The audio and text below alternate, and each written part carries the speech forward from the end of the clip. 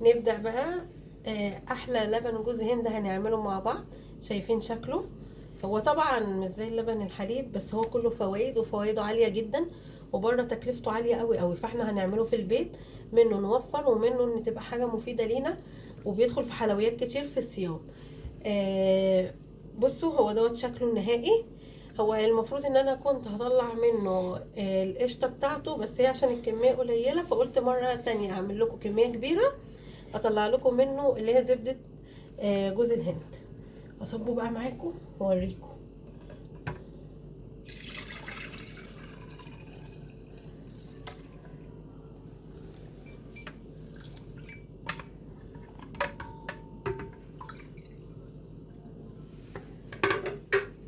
بصوا ده طالع لتر ونص، بصوا شكله. بصوا برضو في الكوبايه، نصبه في الكوبايه. مش مشكله الدنيا غرقت بس مش مشكله. بصوا دي قطع قشطه بتبقى فيه، لما بتنزل في الحلويات لكنها قشطه طبيعيه جدا. انا بس قلت اوضحه لكم. يلا نبدا الوصفه. يا رب الفيديو يبقى خفيف على قلبكم وما بقاش تقلت عليكم. نبدا الوصفه. يا مساء الخير عليكم، كل سنة وانتم طيبين. الشهر ده كله مناسبات، بمناسبة أول كياك، كل سنة وانتم طيبين. تسبيحة بتاعت الشهر. هنعمل بقى النهاردة حاجة مفيدة ومغذية جدا، مش هطول عليكم في الكلام. عندنا هنعمل لبن جوز الهند. أنا محضرة كوباية هي في البولة بتاعتي، ودي الكوباية التانية. احنا هنستعمل كوبايتين، دول كده كوبايتين جوز الهند. هنحط عليهم قد ايه؟ لتر ونص مية مغلية. انا عامله المعيار بتاعي وغاليه الميه، بس برضه هعمله معاكم تاني. ده البوله بتاعتنا هي فيها المعيار والميه بتغلي اهي.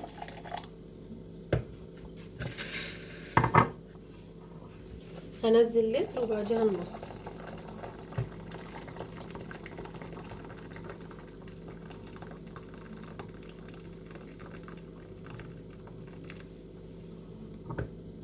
ده اللتر بتاعنا.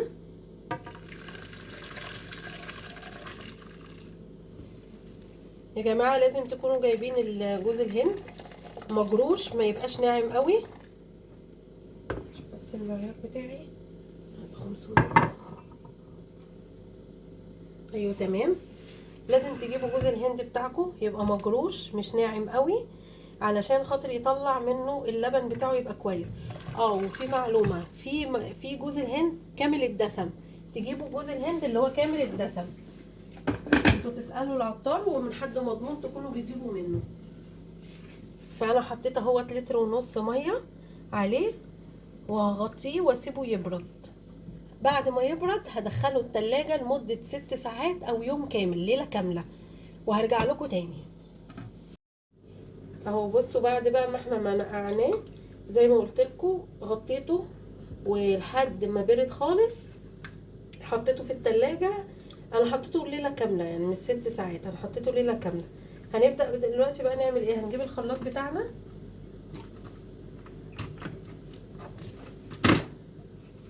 وهنحط فيه وهنضرب كده. باين يا رفا؟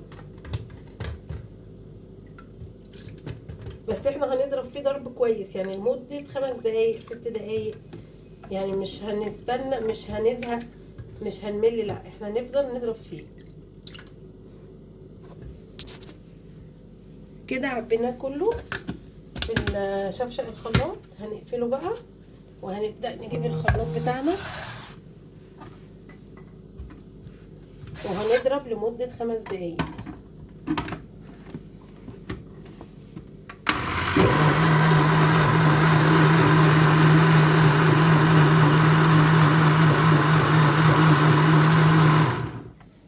هضربه لمدة 5 دقايق وارجع لكم. انا كده ضربته لمدة 5 دقايق 6 دقايق 7 دقايق، ما يضرش برضو. ما تنسوش تحطوا لايك للفيديو وتعملوا سبسكرايب للقناة اللي ما عملش. دلوقتي بقى احنا هنشيل الخلاط. طبعا انتوا تشغلوا تريحوا، ما تقعدوش تشغلوا الخلاط مرة واحدة عشان ما يسخنش منكم. هجيب بقى دلوقتي البولة بتاعتنا ومعانا مصفى، هبتدي اصفي فيها اللبن. هفتح بس واوريهولكم. بصوا شكله عامل ازاي. هنبدأ بقى ننزل ونصفي. هو طبعا انتوا هتسألوا جوز الهند دي، جوز هنرميها ولا لا؟ احنا مش هنرميها، احنا هنستفيد بيها وهنعمل حاجات كتير منها دلوقتي. وكمان احنا هنطلع منها زبدة جوز الهند، ولو عايزين الزيت برضو هنعمله. هجيب بس معلقة، انا جايبة معلقة صغيرة عشان اقدر اضغط بيها وانزل.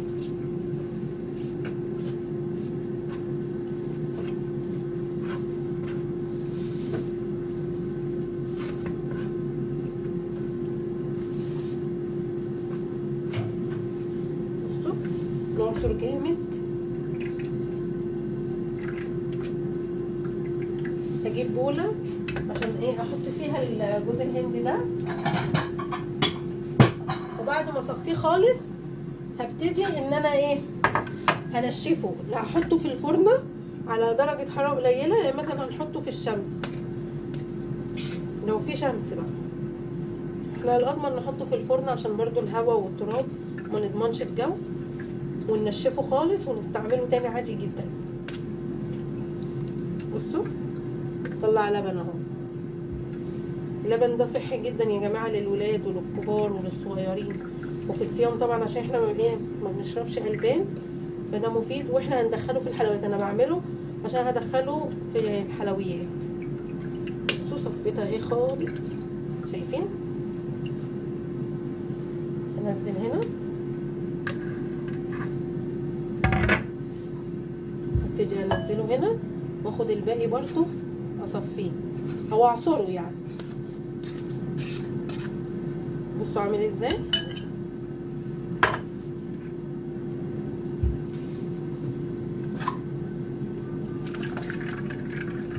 هصفي الباقي وارجع لكم. بصوا كده بقى بعد ما صفيته خالص اهوت. بصوا الحتت دي انا لقيتها زي قشطه وانا بنزل من الخلاط فحطيتها. هنعمل ايه بقى دلوقتي؟ هغطيه 5 دقايق عشان يعمل قشطه، هيعمل طبقه قشطه، وهرجع لكم تاني عشان نعمل زبده جوز الهند.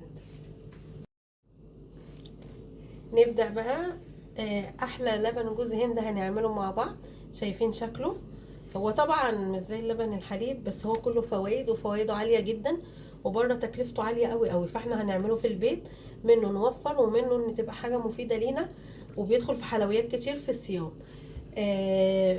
بصوا هو دوت شكله النهائي.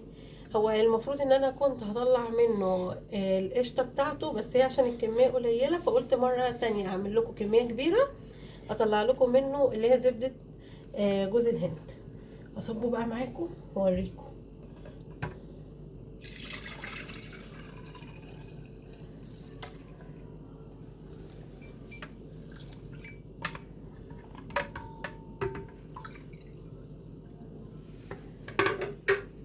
بصوا ده طالع 1.5 لتر. بصوا شكله. بصوا برضو في الكوبايه، هنصبه في الكوبايه. مش مشكله الدنيا غرقت بس مش مشكله. بصوا دي قطع قشطه بتبقى فيه، لما بتنزل في الحلويات اكنها قشطه طبيعيه جدا. انا بس قلت اوضحه لكم. يلا نبدا الوصفه. يا رب الفيديو يبقى خفيف على قلبكم وما بقاش تقلت عليكم. نبدا الوصفه.